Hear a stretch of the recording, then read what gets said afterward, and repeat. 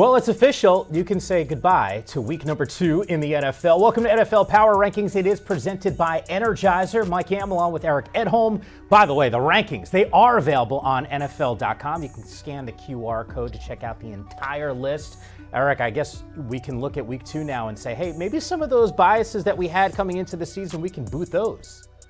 Yeah, I'm ready to throw most of mine in the trash. You can see my preseason rankings and laugh at them at your own desire, if you will. So, yeah, we've made the adjustments. We've tried to shift and adjust to what we've seen in the first 2 weeks. You know, there's one team in particular who we will get to in just a couple minutes here, and I'm glad you were paying attention to some of my observations because they made a massive jump. But let's get through some of the top teams right now. And sitting at number 1, not a huge surprise, the Kansas City Chiefs. No change there. Just in case you're wondering, and I sent a message to our producer, Madison, when I got the updated rankings. I said, hey, Madison, I think I'm looking at the old rankings because San Francisco's sitting at number 2. Apparently, I was not. We'll talk about the Niners in just a moment here. The Texans sitting at number 3, their first 2-0 start since 2016. The Bills dominated on Thursday Night Football. They are 4. The Lions, they lose a tough one against Tampa Bay. They sit at number 5. The Eagles, tough Monday night loss. They drop 2 spots to 6. The Chargers, it's Jim Harbaugh. His team is 2-0, not John. And the Saints, the big-time risers who we will get to in just a minute,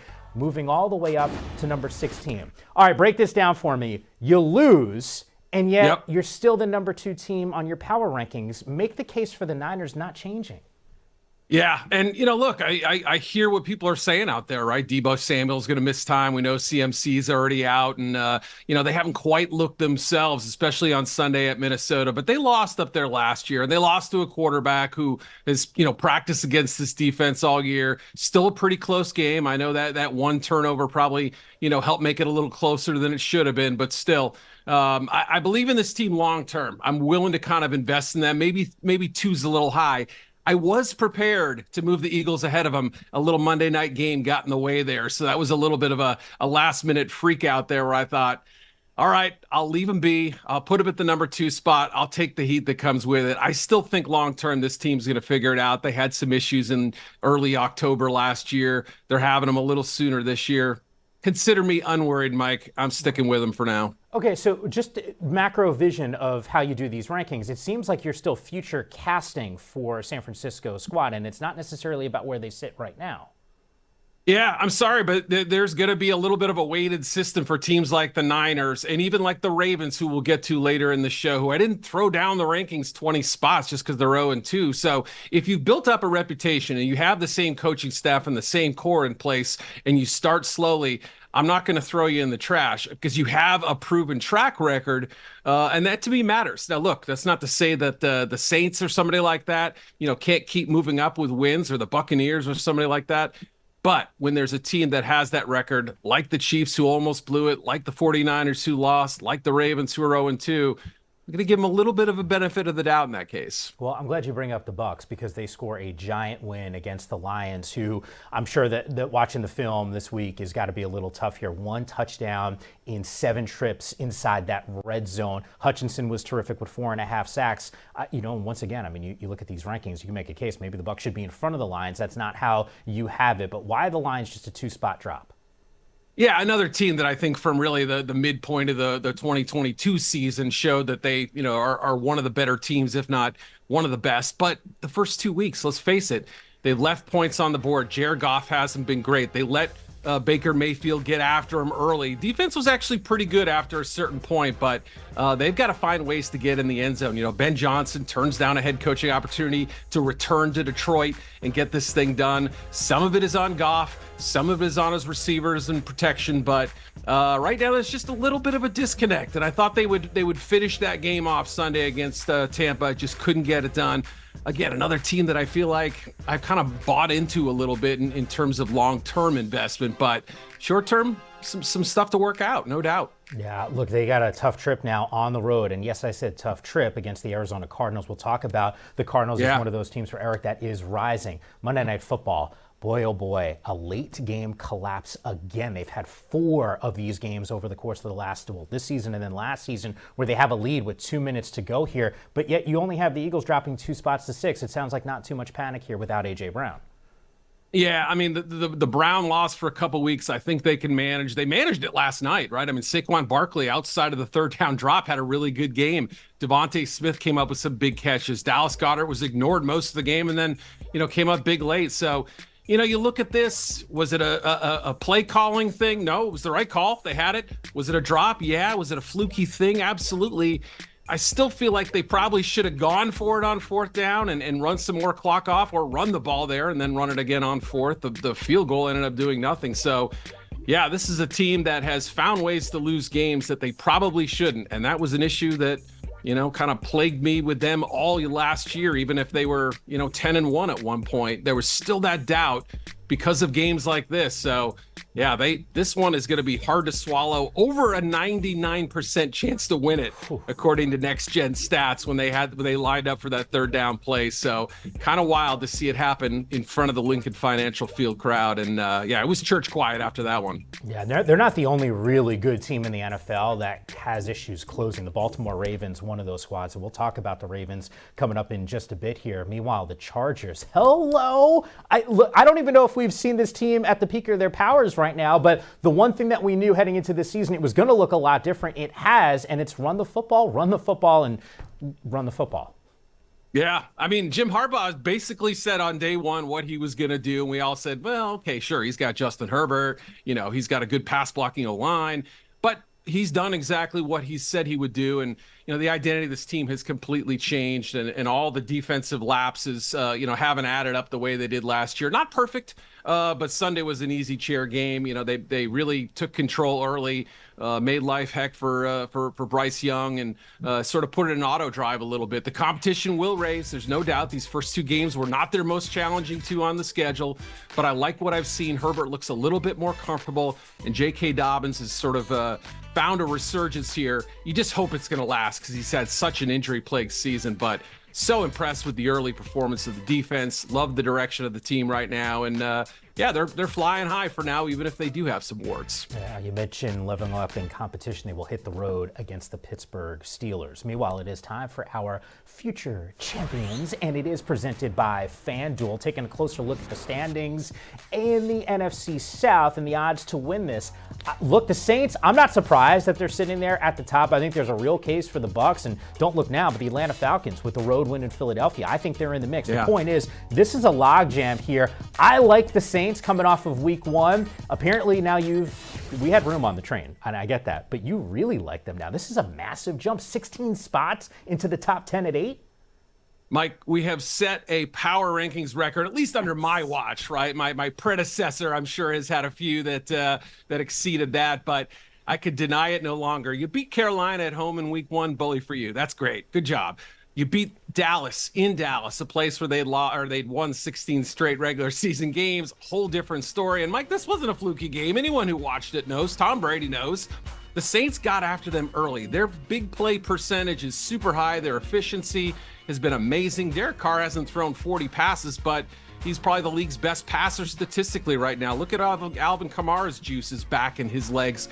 He's got 5 touchdowns this season. So everything has worked perfectly with Clint Kubiak's offense. The defense has not been an issue whatsoever. And boy, Talise Fuaga and that offensive line, what a question it was coming into the season. And what an afterthought it is now, because they've been paving the way up front. Really hasn't been a problem. I'm sure they'll hit static at some point, but here's a number for you, Mike. 3 teams in NFL history have crossed the 90-point mark through 2 games. The 71 Cowboys, the 2009 Saints, and now this year's Saints. First 2 teams won the Super Bowl.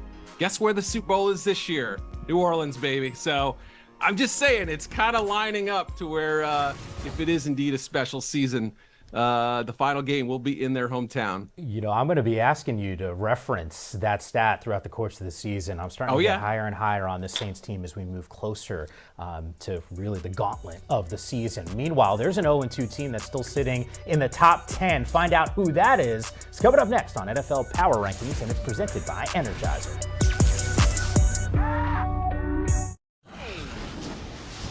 Welcome back to NFL Power Rankings presented by Energizer. This is a look at teams 9 through 16 according to Eric. And yes, you got a Ravens squad 0-2 for the first time since 2015. They sit at number 9.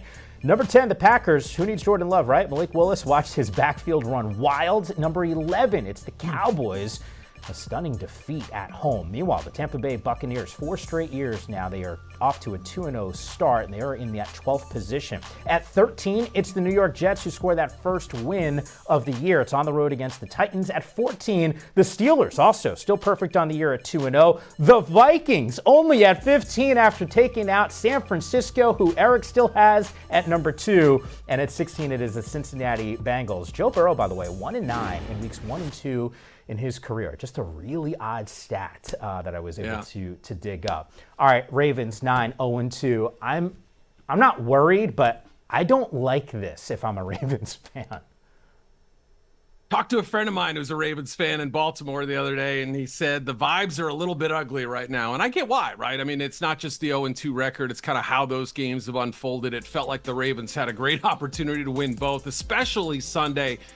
Giving up some plays to Devontae Adams and Gardner Minshew, the Ravens slayer. He went in there last year and beat him with the Colts, did the same thing Sunday with a great fourth quarter. But, you know, you look at 11 penalties, a deflected ball off Rashad Bateman's hands for a pick.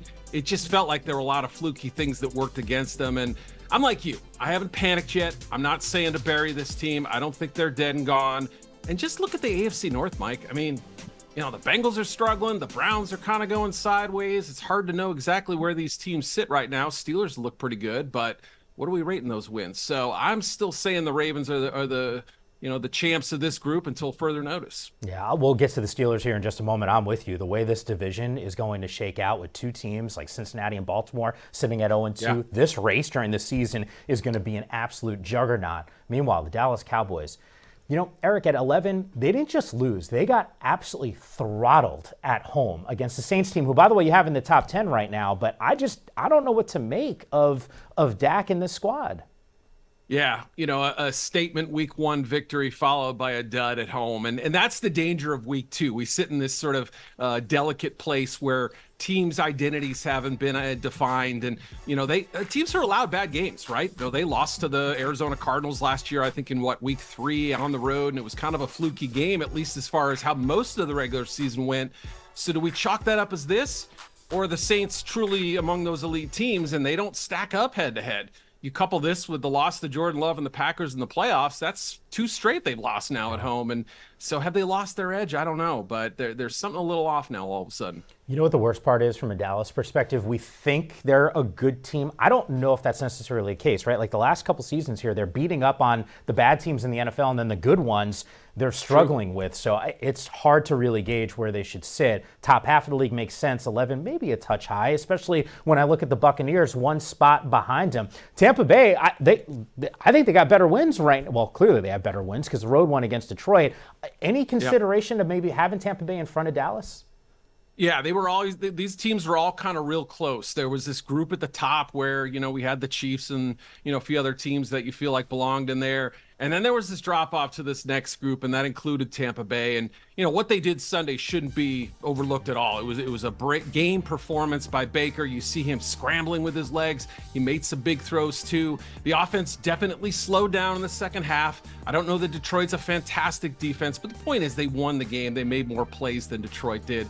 And that's ultimately what matters. They dragged that secondary in there and somehow got out alive. But I want to see them be a little bit more productive. I still don't know if it's a great division. Hard to say. It does feel like it's a little better than people thought, but give them 1 more week, and then we'll see if we can crack the top 8 if they win again.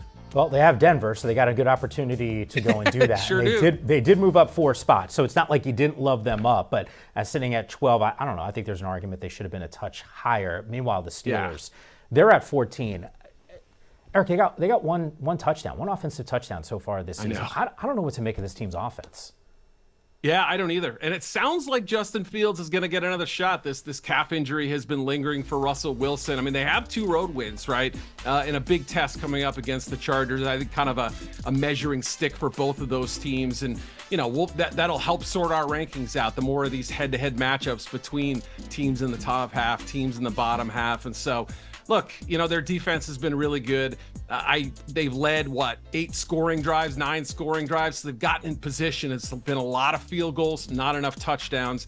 As Fields gets more comfortable, though, he may not give this job back if he keeps playing, I would argue, moderately well, not amazingly, but fairly well, and beat a Falcons team at home that looked pretty good on Monday night. Yeah, that was a quarterback competition that went to the bitter end. I mean, to the end of the end of the preseason before Mike Tomlin decided to make that announcement, and it was supposed to be Russell Wilson, but banged up right now. Time for Power Moves. It's presented by Energizer. All right, number 15, you got the Minnesota Vikings. They do move up 5 spots for you, Eric. I got to tell you, too low. They just took out the number 2 team in your rankings in the San Francisco 49ers, and I know they throttled the Giants in week number 1, and the G-men, unfortunately, for the fans like myself, they're not a great football team, but this Vikings team has looked really good. Yeah, the disrespect tour just keeps rolling on, doesn't it, right, Mike? And I hear from people like it. People say, how do you not have teams like the Bucks and Vikings in your top 15, your top 12, your top 10, keep moving them up the rankings the way they've looked? And I think that it's fair to point out, but Jordan Addison banged up, Justin Jefferson banged up, still have a small track record on Sam Darnold, as strong as he looked and as confident as he looked on Sunday. Love what I saw out of Brian Flores' defense. Think they had a really good game plan, good execution. Still need to see a little bit more, and they face a good Houston team. If they beat them or stand toe-to-toe with them next week, I think I'll have a lot more evidence to say, yes, this team can win with Darnold. This coaching staff is excellent, and they'll find ways to replace those injured players. Well, one of the other dramatic moves, and it went the wrong way, the Cincinnati Bengals, they dropped 6 spots. They're sitting 0-2 right now on the season. I don't know, man. I still think they're a really good football team. And if you would have said to me, hey, are they a top 10 team? You can't make the argument based off of the record right now, and you certainly didn't, but I mean, I'd put them in that conversation. I mean, it's a tough loss against Kansas City. They should have won that. And had they done that, you would have had them in the top 10, right?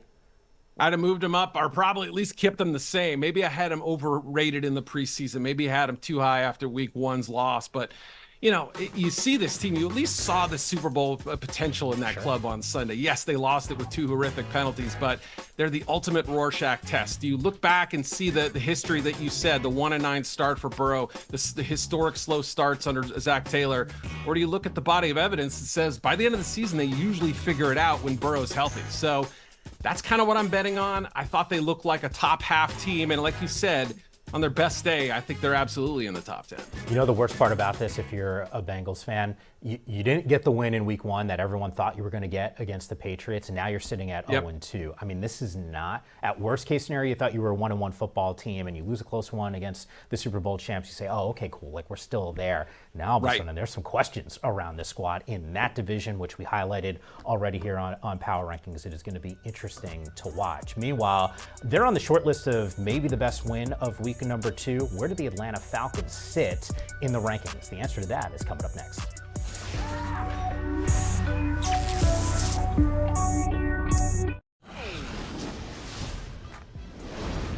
All right, let's hit teams 17 through 24 on Eric's rankings. Not a huge surprise that the Dolphins drop, but they fall 8 spots. 2 is injury, certainly looming large. The Browns are at 18. The defense is still looking good. At 19, the Seahawks, they escape with an overtime win against the Patriots. They got outrushed 185-46. And yes, I know Kenneth Walker wasn't playing. The Falcons are at 20. The Bears at 21. I'm starting to feel bad for Caleb Williams, considering the amount of hits that he took. The Cardinals, hello, easily handled the Rams at 22, the Jags at 23. Anthony Richardson can't turn the football over, 3 interceptions, and they fall to 24. All right, the Falcons up 3 spots here. I think there's an argument, top 3 win of the weekend, getting it done, or not the weekend, it was a Monday night game of the week, just because it's a Philadelphia win and the way that they had looked. You starting to buy this stock a little bit?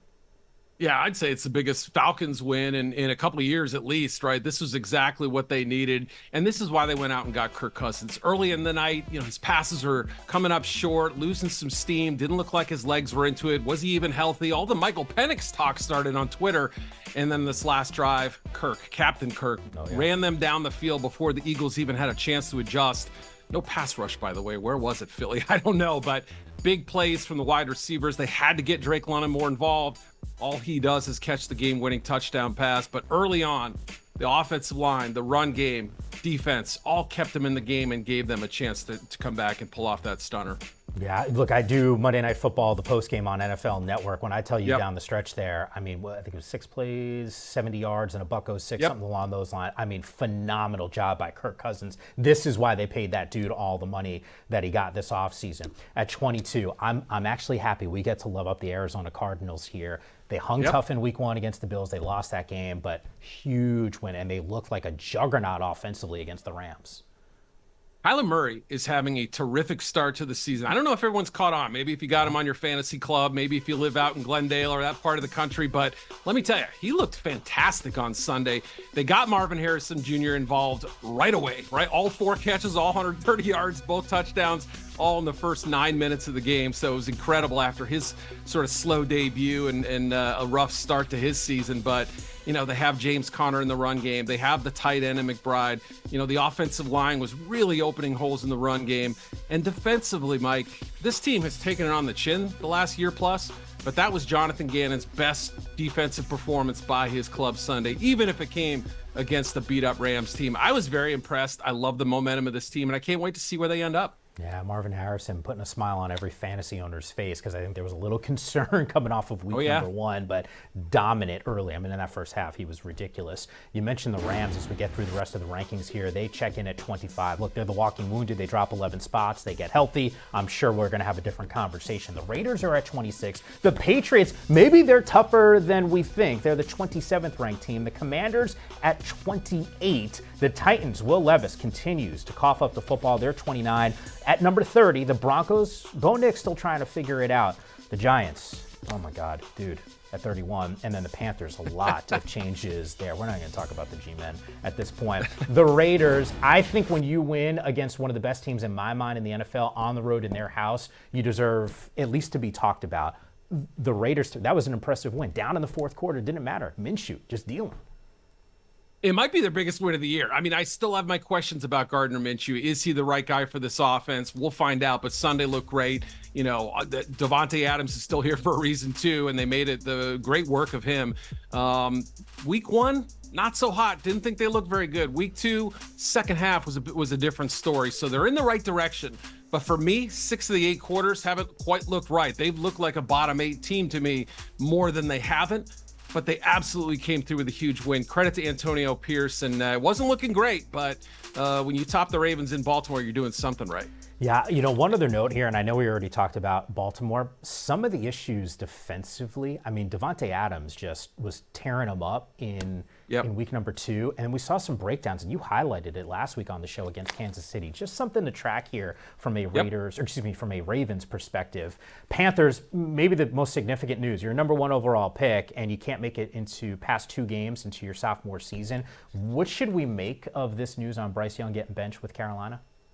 A massive news story, no question about it, right? Anytime a number 1 pick gets benched, it's a big story. But when it happens this soon in his career, after hiring the head coach who was supposedly there to fix him, the guy who convinced David Tepper and Dan Morgan, I have a plan to make Bryce Young better, it hasn't happened. It looks worse than last year somehow. And we're not putting it all on Bryce, but there's something clearly off with him, and you risk losing the locker room. Andy Dalton, very popular guy, and I think very, efficient guy. He can come in and step right in, be ready to go. So this may be as much about trying to save the locker room as it is trying to fix Young or get him back on track, because I don't know if he's getting his job back anytime soon. Yeah, Eric, I don't know how you go back to him. This is starting to have like the Zach Wilson type vibes. You're right. Maybe it is an injury that gets him another opportunity here, but I don't know if we see him start in a Carolina uniform if that is not the scenario. Eric, you're the best man. Your entire rankings, you can dive through them all on NFL.com. We will do it again in week number 3. Thanks for watching.